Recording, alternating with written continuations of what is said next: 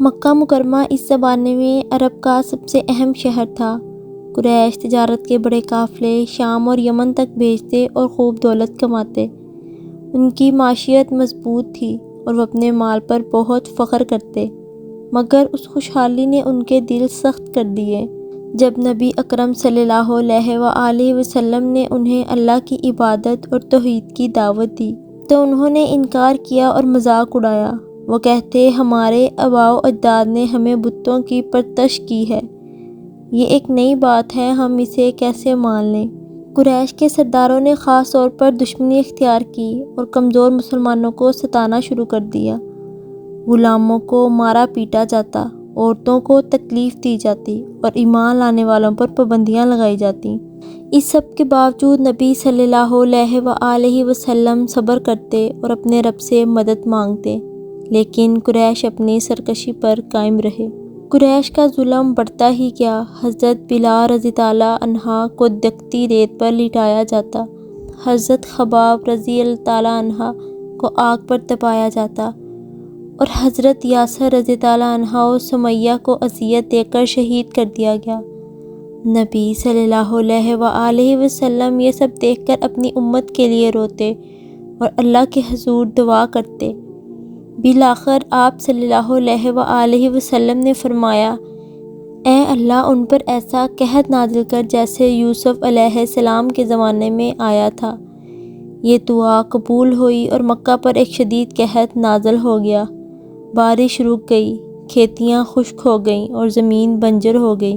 وہی قریش جو کل دولت اور آسائش پر فخر کرتے تھے اب بھوک سے بلبلانے لگے۔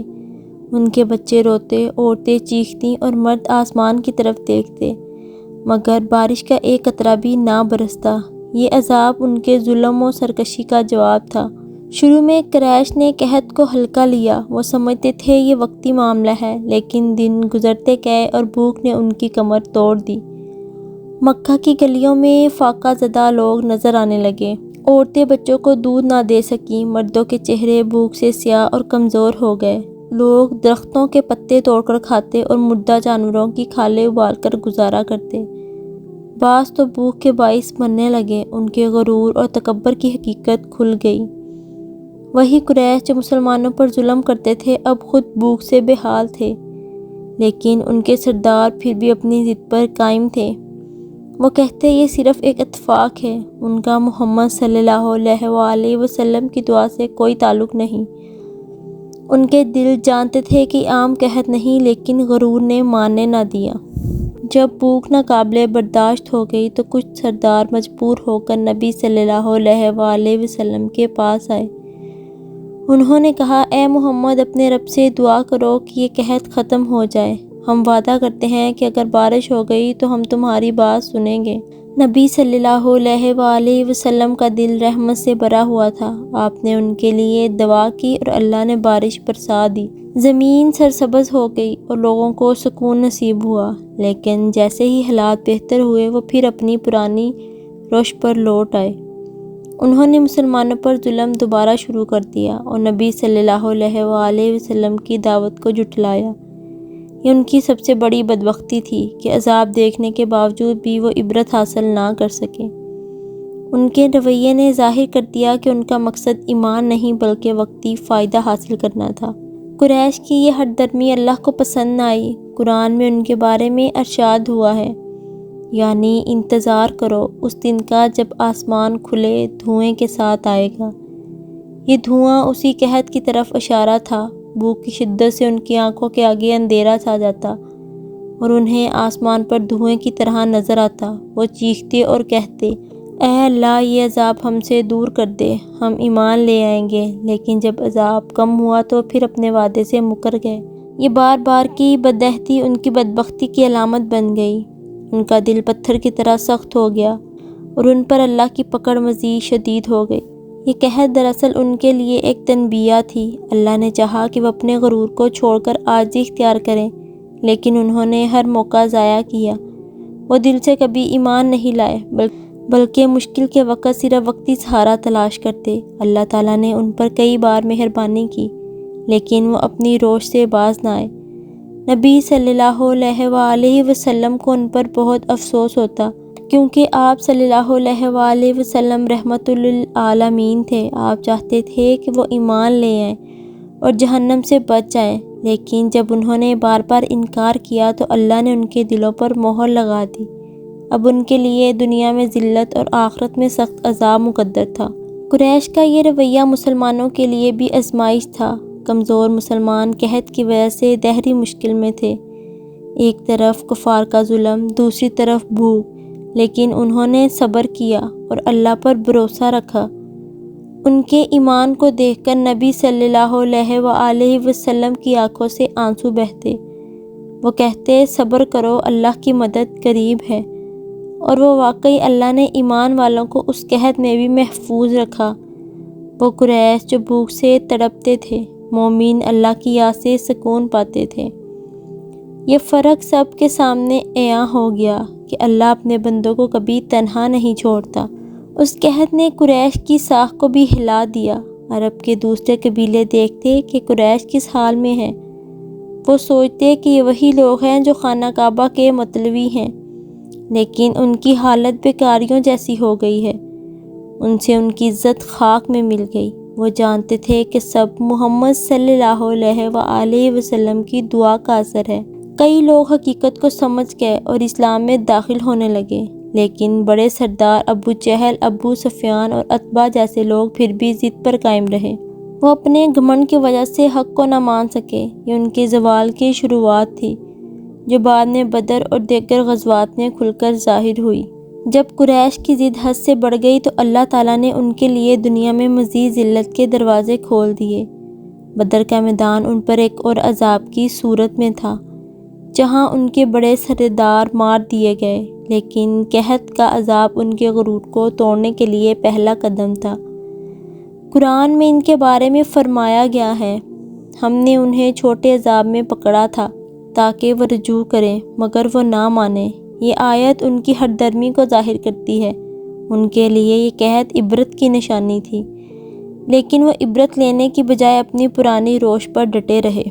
یہ قحط دراصل ایک اعلان تھا کہ اللہ اپنے نبی صلی اللہ علیہ وآلہ وسلم کو جھٹلانے والوں کو یوں ہی نہیں چھوڑتے۔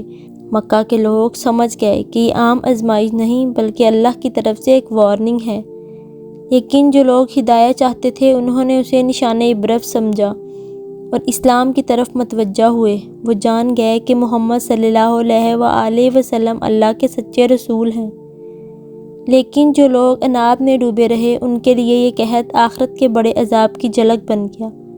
ان کی دنیاوی خوشحالی چھن گئی، عزت ختم ہو گئی اور دل سکون سے محروم ہو گئے۔ یہ سب اس بات کا ثبوت تھا کہ اللہ کی پکڑ بڑی سخت ہے اور کوئی اس سے بچ نہیں سکتا۔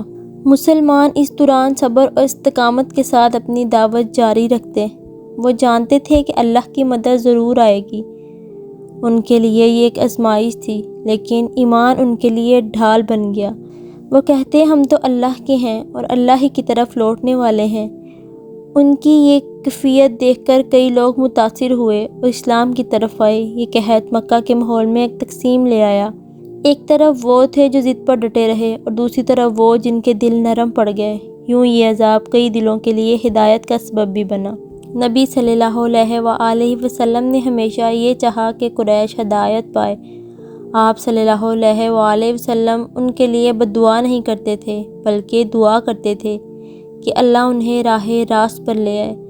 لیکن جب ان کا ظلم بڑھ گیا اور آپ نے اللہ کے حوالے کر دیا، قحط کی دعا اسی حقیقت کا اظہار تھی، اور جب وہ آپ صلی اللہ علیہ وآلہ وسلم کے پاس آ کر معافی مانگتے تو آپ صلی اللہ علیہ وآلہ وسلم رحم دلی سے دعا کر دیتے۔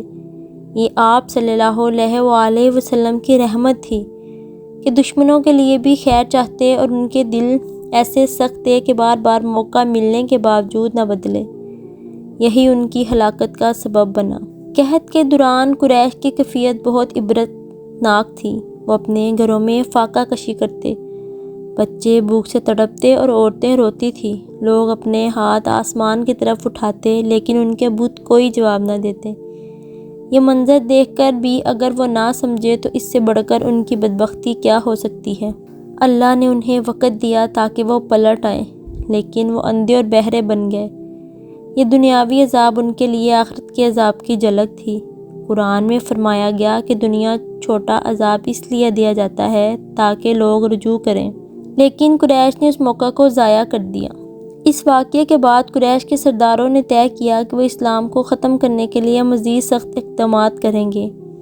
وہ سمجھتے تھے کہ محمد صلی اللہ علیہ وآلہ وسلم کی وجہ سے ان پر مصیبت آئی ہے، حالانکہ حقیقت یہ تھی کہ ان کے اپنے کفر کی وجہ سے یہ سب ہوا۔